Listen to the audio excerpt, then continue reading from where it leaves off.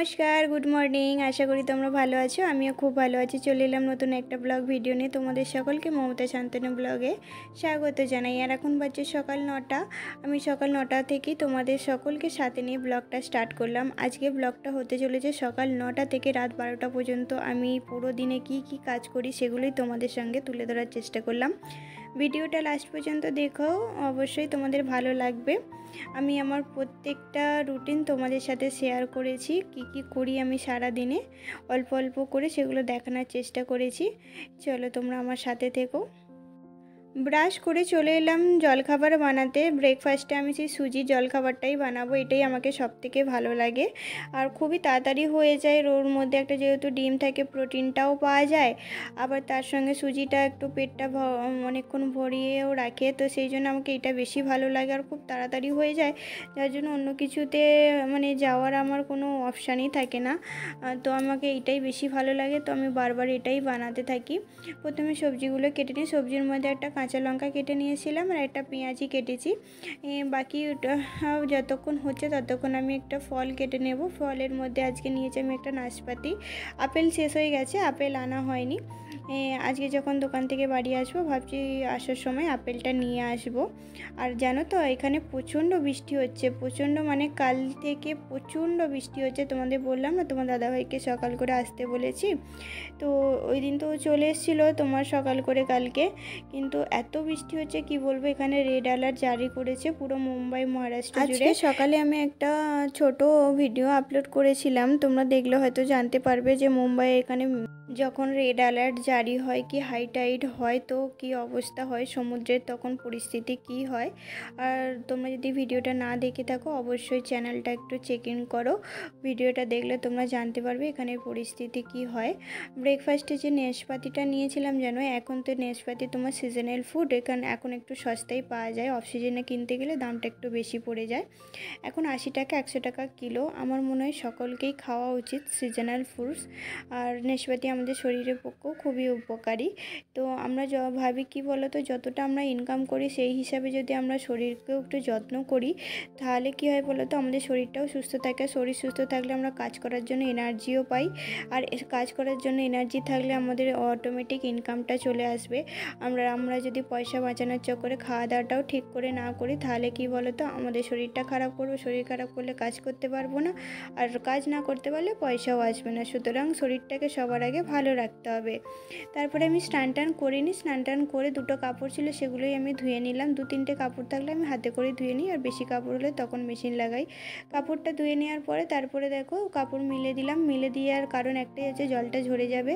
আর এই দিকটা তো ঝাপটা আসে না, যখন ঝাপটা দেবে তখন বৃষ্টির জলটা ভেতরে আসে, তার আগে আসে না। তারপরে ঠাকুর গাছে জল দিয়ে বাকি গাছগুলোতে জল দিয়ে দিই, পুজোটা করে নিই। এরপরে আজকে আমাকে একটু বেরোতে হবে। আজকে আমি একটু ব্যাংকে যাব, কিছু কাজ রয়েছে, একটু পয়সা জমা করারও আছে। আর তারপরে আমার পাসবুকটাও আপডেট করার আছে, অনেক দিন হয়ে গেছে আপডেট করিনি, তো আইটি ফাইলের জন্য অ্যাপ্লাই করতে হবে। তো সেই জন্য যে আমার সিএ আছে সে বারবার আমাকে ফোন করছে, বলছে স্টেটমেন্ট পাঠাও। স্টেটমেন্ট পাঠানোর জন্য অনলাইন যে আবেদন করা যায় তার জন্য না আমার ইমেল আইডিটা আপডেট করা হয়নি, তো ইমেল আইডিটাও আপডেট করতে হবে। তারপর আমি বেরিয়ে পড়লাম। আর ভাবলাম যে ওখানে তোমার ভিডিও একটু দেখাবো ব্যাংকের কি অবস্থা, কি রাস্তাঘাটের অবস্থা, কিন্তু এত বৃষ্টি হচ্ছিল আমি কোনো ভিডিও তুলতেই পারিনি। আর ব্যাংকে তো প্রচণ্ড ভিড় ছিল, সেই জন্য আমি কোনো ভিডিও করিনি। আসার সময় দেখো এই চারা গাছটা পেলাম, কারো হয়তো ব্যালকনিতে হয়েছিল অনেক বেশি, তারা হয়তো উপড়ে ফেলে দিয়েছে আসার সময়। আর দেখো পাশে যে গাছটা দেখতে পাচ্ছ এটাও আমি এরকম রাস্তা থেকে তুলে নিয়েছিলাম, তখন খুবই খারাপ পরিস্থিতি ছিল। এখন দেখো গাছটা আবার বেঁচে উঠেছে, ধীরে ধীরে আবার সবুজ পাতা গজিয়েছে।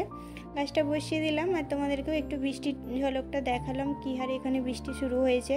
আর খুবই বৃষ্টি হচ্ছে, আর বৃষ্টির ভালো লাগে, কিন্তু একটা না 1 হপ্তাহ 10 দিন ধরে যদি কন্টিনিউ বৃষ্টি হয় না কারোরই তখন ভালো লাগে না।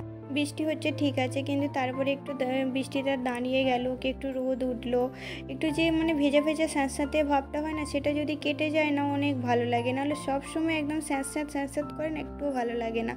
একভাবে একটানা বৃষ্টি উঠলো না সবাইকে একদম বিরক্ত করে দেয়।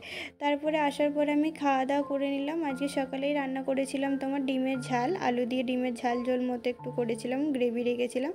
আর দেখো যে কালকে ছোটো মাছের তরকারি হয়েছিল, সেই ছোটো মাছের তরকারিটা ছিল। আর কালকে কালকেরই ডাল ছিল, আজকে শুধু ডিমের ঝোলটাই বানিয়েছিলাম, সকালবেলা আর কিছু বানাইনি।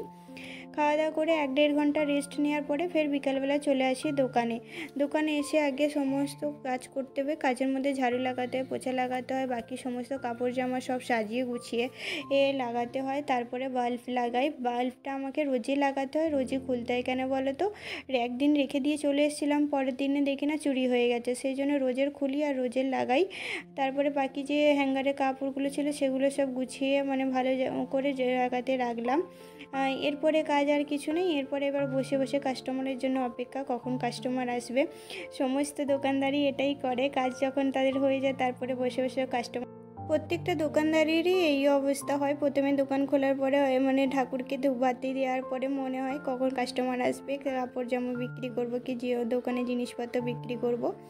যাই হোক, মাঝখানে আর ভিডিও নিতে পারিনি, রাত্রে তখন 10টা বেজে গেছে। সমস্ত জিনিসপত্র আবার তুলে রেখে দিয়েছি। তোমার দাদাভাই চলে এসেছে, ও 9:30টার মধ্যেই চলে আসে। ও আসার পরে আমার অনেকটা সুবিধা হয়, ও চলে এলে সমস্ত জিনিসপত্র কাপড় জামা আবার সব গুছিয়ে তুলে রেখে দেয়।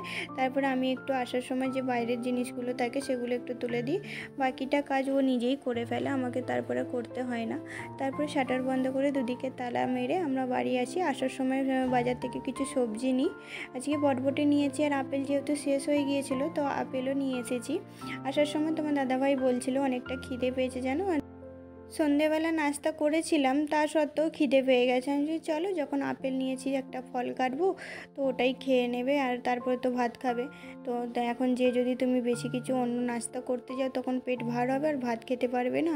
আর রাত হয়ে গেছে, যেহেতু বেশি কিছু না খাই ভালো, ফল খেলে তবু ঠিক আছে, অন্য কিছু খেলে পেটটা ভার দেবে, তুমি আর তখন ভাত খেতে পারবে না।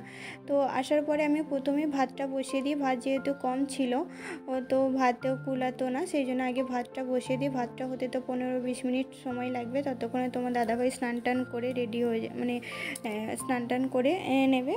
তারপরে আমি ফলটা কেটে নিই। এই ফলটা কাটতে দেখো একটা নেশপাতি ছিল, আমি চলো নেশপাতি, আর অন্য আলাদাভাবে সেরকম ফল কাটার সময়ই পাই না, তো আমি রাত্রেবেলায় দিই। অনেক সময় রাত্রেবেলা ফল খেতে ডাক্তারও মানা করে, কিন্তু কি করব বলো তো, সময় যদি না থাকে তখন কি করবে মানুষ। এক তো সকাল 7টার সময় বেরোবে, রাত 10টার সময় বাড়িতে ঢুকবে, তখন তাকে আমি কী দেবো? এক টাইম শুধু খাবারই দিতে পারি, এর থেকে বেশি আমি ওকে কিছু দিতে পারি না। যখনই সুযোগ পাই আমি সেই সুযোগটা ছাড়ি না, আমি যতক্ষণ পাই ততক্ষণ কিছু না কিছু একটা ভালো জিনিস দিতেই থাকি খাওয়ার জন্য। বলে সবসময় খাইয়ে যাবে, খাইয়ে খেয়ে মোটাই যাবে, তুমি যদি একটু মোটা হতো আমাকে ভালোই লাগবে। অ্যাকচুয়ালি ওর ওজন কখনো 60-এর ওপর যায় না, আর আমাকে যদি একটু বলো যে আমি 60 কেন, আমি 70 পর্যন্ত পৌঁছে গিয়েছিলাম। আবার এত কষ্ট করে করে আবার সেটা ওজনটা আমি কন্ট্রোলে নিয়ে এসেছি। অ্যাকচুয়ালি বেশি ওজন আমাদের শরীরের জন্য ভালো না। ফল কাটা হয়ে যাওয়ার পরে আমি নিয়ে আসি, ও তখন মোবাইলে একটা মুভি দেখছিল। আমি বললাম এখনও স্নান করোনি? বলছে না না, খেয়ে দিই ফের স্নান করতে যাবো। ঠিক আছে বলে একটা মুভি দেখছিল, তো আমিও দেখলাম, খুবই ভালো লাগলো মুভিটা। যেন সাউথ ইন্ডিয়ান মুভি ছিল। সাউথের সিনেমাগুলো কিন্তু খুব সুন্দর হয়, মানে ওর স্টোরিগুলো আর অ্যাক্টিং খুবই সুন্দর হয়, সেই জন্য আমরা বেশিরভাগ সময় যখন সময় পাই তখন আমরা সাউথ ইন্ডিয়ান মুভি দেখি। তারপরে খাওয়া দাওয়ার পরে আমি চলে যাই রান্নাঘরে, যে ভাতটা পাল্টি মারতে হবে, ফ্যানটা ঝরাতে হবে। আর তোমার দাদাভাই চলে যায় স্নান করতে, স্নান করে চলে আসার পরে আমি তাকে যখন খাবারটা বেড়ে দিতে গেলাম, আজকের ওই ডিমের ঝোলই ছিল আর ভাত, আর বেশি কিছু ছিল না। রাত্রেবেলা এমনিতে মনও করে না গো দোকান থেকে এসে আর কিছু বানাতে, তো ভাতটা করেছিলাম, ওই ভাতটা বাড়লাম, তরকারিটা দিয়ে দিলাম। দিয়ে যখন খেতে দিতে গেছি তখন সে তার ফাইল বার করেছে কাজের, সব কিছু নিয়ে, আর এখন বসেছে। আমি যে হ্যাঁ, খাবে কখন? এখন যদি সব ফাইল টাইল নিয়ে বসতে গেলে তাহলে আর তখন খাবে কখন? খাওয়ার তো টাইম লেট হয়ে যাবে। কেন তখন মনে হচ্ছে 10:30 না, 11টা বেশি হয়ে গেছে। এতটা লেট করলে চলবে না, তো আগে খেয়ে নাও তারপরে কাজ করবে। কিন্তু ওর কাজ, অফিসের কিছু কাজ থাকে, তারপরে বাড়ির কিছু কাজ থাকে, তো সেগুলো করে নেয়, করার পরে খায়, আর আমি দিয়ে চলে যাই। দেখো তারপরে আমার অনেকগুলো বাসন হয়ে গেছিলো জানো, সকাল থেকে বাসন আমি ধুইনি, তো বাসনগুলো এবার আমি ধুয়ে নেবো, তার সঙ্গে গ্যাসটাও একটু মুছে নেবো। ভাত হয়েছে, একটু ফ্যান পড়েছিল, তো আমি প্রত্যেক দিনই গ্যাস মুছে নিই। কেন বলো তো, রাত্রেবেলা সগরি জিনিস রাখতে নেই, গ্যাসে বলো রান্নাঘরে বলো কোনো এঁটো বাসনপত্র আমি রাখি না, প্রত্যেক দিন রাত্রেই আমি সেগুলো ধুয়ে ফেলি। ধুয়ে আর ভালো করে জল ঝরানোর জন্য সে রেখে দিই। বাসন অনেকগুলো ছিল, বাসনগুলো ধুয়ে নিলাম। আমাকে এসে বলছে এই যে বললে তোমাকে ভালো লাগছে না, আবার বাসনগুলো ধুয়ে ফেলে। আমি যে কী করবো, সকালে উঠে আবার করতে হবে, ওর থেকে বলা যখন আমাকেই সব কাজ করতে হবে, তো আমি একটু একটু করে যদি আগে থেকে করে নিই তাহলে একবারে আমাকে অনেক বেশি কাজ করতে হবে না। তো সেই হিসেবেই আমি আগে বাসনগুলো ধুয়ে নিই। বাসনগুলো ধোয়া থাকলে সত্যিই ভালো লাগে গো, রান্নাঘরটাও বেশ দেখতে সুন্দর লাগে। আর আজকে ভিডিওটা আমি এখানেই শেষ করব, বেশি আগে এগোবো না। তোমাদের যদি ভালো লেগে থাকে অবশ্যই লাইক করে কমেন্ট করো। আর আমাকে সাপোর্ট করার জন্য কি করতে হবে বলো তো, চ্যানেলটাকে সাবস্ক্রাইব করো আর আমার সাথে থেকো। আমি এইভাবেই তোমাদেরকে ডেলি এক একটা ভিডিও দিতে থাকবো, আমার জীবন এর ব্যাপারে তোমাদের সঙ্গে জানাতে থাকবো। তোমাদের যদি ভালো লেগে থাকে অবশ্যই সাথে থেকো। বাসনপত্র ধুয়ে নিয়ে এবার আমার বেসিনটাকেও ভালো করে ধুয়ে নিই। অ্যাকচুয়ালি ওর মধ্যে নোংরা হয়ে থাকে তো তখন ভালো লাগে না। বেসিনটাও পরিষ্কার করে ধুয়ে একটু মেজে নিলে তাহলে বলো তো চকচকে হয়ে যায়, দেখতেও সুন্দর লাগে। পরিষ্কার থাকলে জিনিস সবাইকেই ভালো লাগে।